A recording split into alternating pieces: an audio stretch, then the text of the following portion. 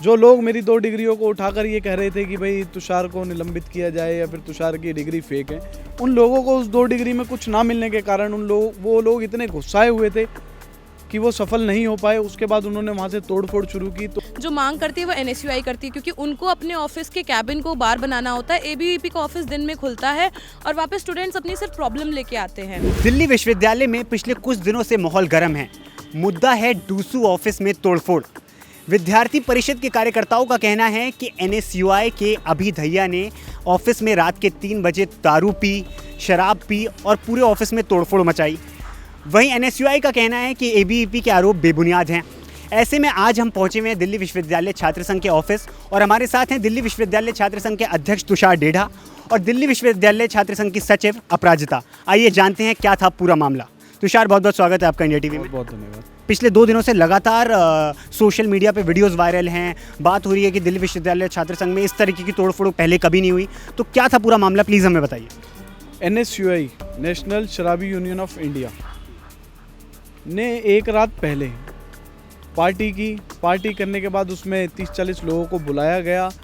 आप अगर देखेंगे, आप विजुअल्स देखेंगे तो जो NSUI का डिटेन्ड उपाध्यक्ष है अभी धैया, ये अपने ऑफिस के अंदर ही लोगों को बियर पिलाता है, दारू पिलाता है, वहीं सिगरेट है, क्योंकि ये सारी चीज़ें दिल्ली विश्वविद्यालय के अंदर आप नहीं ले सकते हैं। उसके बाद भी ये सब ये कराता है। और उसके बाद जो लोग मेरी 2 डिग्रियों को उठाकर ये कह रहे थे कि भाई तुषार को निलंबित किया जाए या फिर तुषार की डिग्री फेक है, उन लोगों को उस 2 डिग्री में कुछ ना मिलने के कारण वो लोग इतने गुस्साए हुए थे कि वो सफल नहीं हो पाए। उसके बाद उन्होंने वहाँ से तोड़फोड़ शुरू की। तोड़फोड़ के बाद पहले हमारे जो जॉइंट सेक्रेटरी है सचिन बैसला, उनके शीशे तोड़े गए।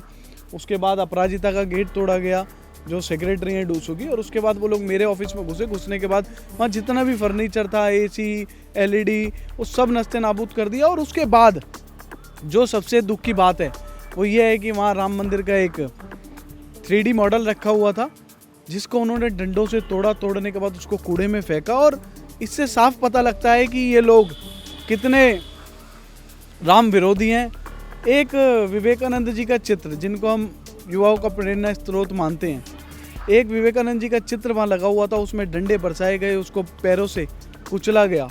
तो ये चीज़ें बिल्कुल स्पष्ट रूप से दिखाती है कि जो लोग हिंदुओं को हिंसक बताते हैं, जो लोग संसद में खड़े होकर भगवान की फ़ोटो लेकर ये बोलते हैं कि हिंदू हिंसा हिंसा हिंसा करता है, वो लोग ये बताएं कि ये क्या था।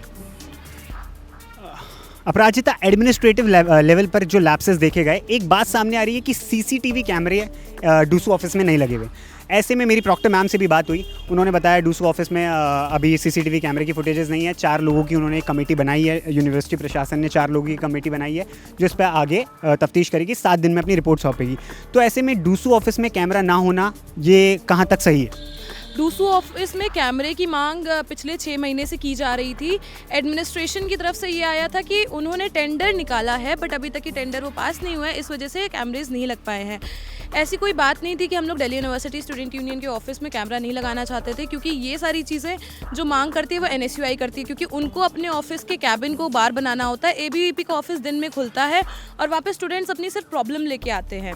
तो सबसे बड़ी बात तो ये है कि रात के 3 बजे अल्कोहल बरामद हुई है, सिगरेट्स बरामद हुई हैं, जहाँ पे ABVP एक तरफ अल्कोहल फ्री और स्मोक फ्री कैंपसेस के लिए काम कर रहा है, वहाँ पे NSUI के कैबिन के अंदर खुद शराब चल रही है और पार्टीज चल रही हैं। उसी के साथ में इस गंदे नशे में आके वो इतना ज़्यादा वायलेंस करते हैं दिल्ली यूनिवर्सिटी स्टूडेंट यूनियन के ऑफिस में, तोड़फोड़ करते हैं। वो नहीं चाहते, वो स्टूडेंट्स की आवाज़ को दबाने की कोशिश कर रहे हैं, क्योंकि हम लोग जो इलेक्टेड मेंबर्स हैं, हमें इतने सारे स्टूडेंट्स ने वोट करके यहाँ पे भेजा है, उनकी भी आवाज़ को दबाने की कोशिश की जा रही है। सिर्फ दिल्ली यूनिवर्सिटी स्टूडेंट यूनियन का ऑफिस नहीं तोड़ा गया है, DU की प्रॉपर्टी को डैमेज किया गया है। और आप खुद सोचिए कि इतनी रात में वहाँ पे कोई भी नहीं था, पर अगर दिल्ली यूनिवर्सिटी स्टूडेंट यूनियन के ऑफिस में कोई होता तो उसको भी क्या बहुत ही बड़ी दुर्घटना हो सकती थी उस टाइम पे। और एक बहुत ही अहम बात कि दिल्ली यूनिवर्सिटी स्टूडेंट यूनियन में एक लौती फीमेल रिप्रेजेंटेटिव मैं हूँ। जब वो मेरे कैबिन को तोड़ सकते हैं तो वो लोग कुछ भी, किसी भी आम छात्रा तो आने से डरेगी। आप लोग को कब पता लगा डूसू ऑफिस में इस तरीके की तोड़फोड़ हुई है? किस तरीके से कब आपको पता लगा और फिर कब आप लोग डूसू ऑफिस पहुंचे और उसके बाद क्या आपका कोर्स ऑफ एक्शन और प्लान ऑफ एक्शन क्या रहा?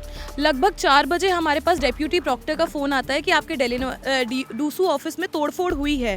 जब मैं यहाँ पे पहुँची सुबह 4:30 बजे के करीब, तब भी NSUI के गुंडे यहाँ पे डंडे लेके पार्किंग में थे।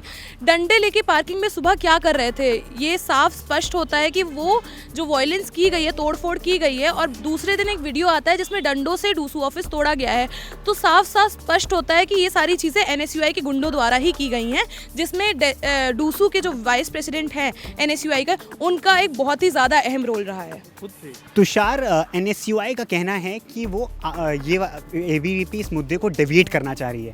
उनका मानना है कि वो आपकी डिग्री पे सवाल उठा रहे हैं, आपके एडमिशन पे सवाल उठा रहे हैं और इस मुद्दे से भटकाया जा सके इसलिए ABVP ने ये सारा रचा है कि तोड़फोड़ हुई है। इस पर आप क्या कहना चाहेंगे? इस पे क्या है कि मैंने इनके ऊपर डिफेमेशन का केस भी डाला। अगर मेरी डिग्री फेक है, फर्जी है, आप किसी भी कोई संस्था हो या फिर आप कोर्ट, पुलिस, CBI, CID, आप किसी को भी लगाओ ना, कोई भी एजेंसी लगाओ, चेक कराओ। मेरी अगर डिग्री फर्जी होती है मैं खुद रिजाइन दूंगा। मेरी डिग्री 100% ऑथेंटिक है। वो मैं यूनिवर्सिटी को कई बार दिखा चुका हूँ। जब मेरा 2016 में दिल्ली विश्वविद्यालय के अंदर एडमिशन हुआ, मैंने तब भी दिखाई।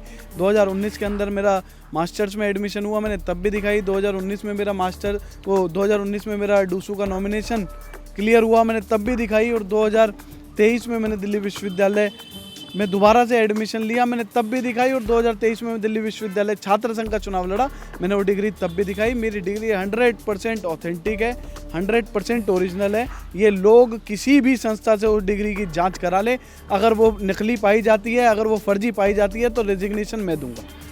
ये जो इन लोगों ने किया है, ये इन लोगों ने इसलिए ही किया है क्योंकि इनको उसमें कुछ नहीं मिला। वो 100% ओरिजिनल थी, इनको नहीं मिला। उसके बाद ये लोग इतने गुस्साए, इन लोगों के मन में इतनी हिंसा आ गई कि इन्होंने वहाँ राम मंदिर भी नहीं देखा, इन्होंने वहाँ स्वामी विवेकानंद भी नहीं देखे। अपराजिता, प्रशासन से जैसे यूनिवर्सिटी एडमिनिस्ट्रेशन और पुलिस की तरफ से आपको किस तरीके का सहयोग मिल रहा है?